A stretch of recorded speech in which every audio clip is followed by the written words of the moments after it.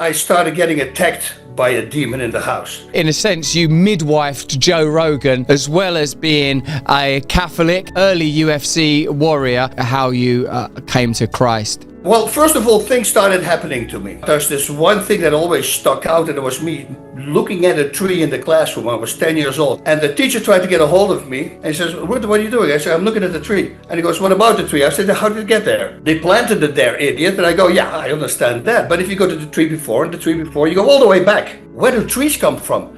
And he just thought I was crazy, but that always stuck with me for somehow. Then I started drinking after I retired fighting, start doing drugs, you try to replace that feeling, I guess. But at that time, I started getting attacked by a demon in the house. I could move my arms, I could move my legs, but there was something sitting on my chest, it felt like.